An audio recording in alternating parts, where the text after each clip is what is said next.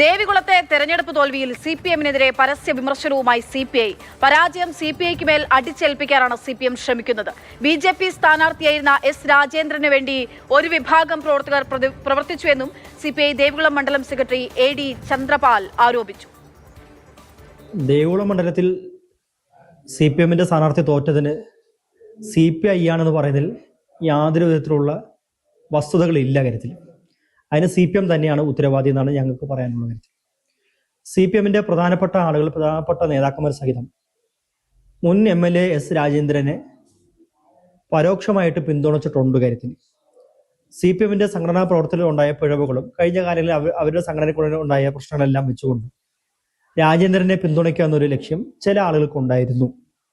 അവരെല്ലാം തന്നെ പല ആളുകളും സിപിഎമ്മിന്റെ പ്രധാനപ്പെട്ട വോട്ടർമാർ ഈ പറയുന്ന രാജേന്ദ്രനെ വോട്ട് ചെയ്തിട്ടുണ്ട്.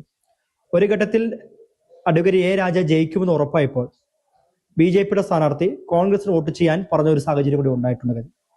അപ്പം ഈ കാര്യങ്ങളൊക്കെ വെച്ച് നോക്കുമ്പോഴത്തേക്കും സിപിഎമ്മിന്റെ നേതാക്കന്മാരും സിപിഎമ്മിന്റെ പ്രധാനപ്പെട്ട ആളുകളും ഇത്തരത്തിൽ ഈ എ രാജീനെ തോൽപ്പിക്കാൻ ശ്രമിച്ചിട്ട് അതിന്റെ തോൽവിയുടെ ഭാരം സിപിഐയുടെ തലയ്ക്ക് വെക്കുന്നത് ശരിയല്ല എന്നാണ് പറയാൻ സാധിക്കുന്നത്.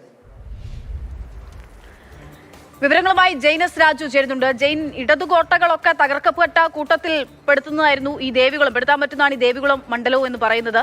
അവിടെ തെരഞ്ഞെടുപ്പിന്റെ ഹൈലൈറ്റ് തന്നെ എസ് രാജേന്ദ്രൻ മുന്നണി മാറിയതുമായിരുന്നു, പാർട്ടി മാറിയതും ഒക്കെയായിരുന്നു. നിലവിൽ ഇതിൽ സിപിഎമ്മും സിപിഐയും തമ്മിൽ പഴി ചാരാനുള്ളൊരു ശ്രമം നടക്കുന്നുണ്ടോ? അതിനപ്പുറത്തേക്ക് സിപിഎം വോട്ടുകൾ രാജേന്ദ്രന് പോയി എന്നുള്ളതിൽ ഒരു LDF ഇടതു മുന്നണി അതിലൊരു സ്ഥിരീകരണത്തിലേക്ക് എത്തുന്നുണ്ടോ?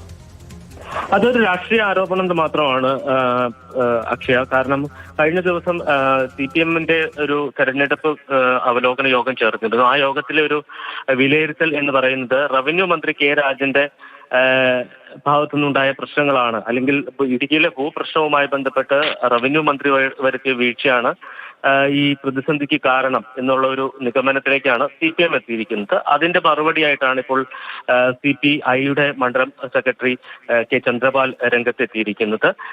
അദ്ദേഹം പറയുന്നത് ഈ പരാജയത്തിന് കാരണം CPMലെ സംഘടനാ പ്രശ്നങ്ങളും അതോടൊപ്പം തന്നെ മറ്റ് പ്രശ്നങ്ങളുമാണ് എന്നുള്ളതാണ് ആക്ഷേപമായി ഉന്നയിക്കപ്പെടുന്നത്.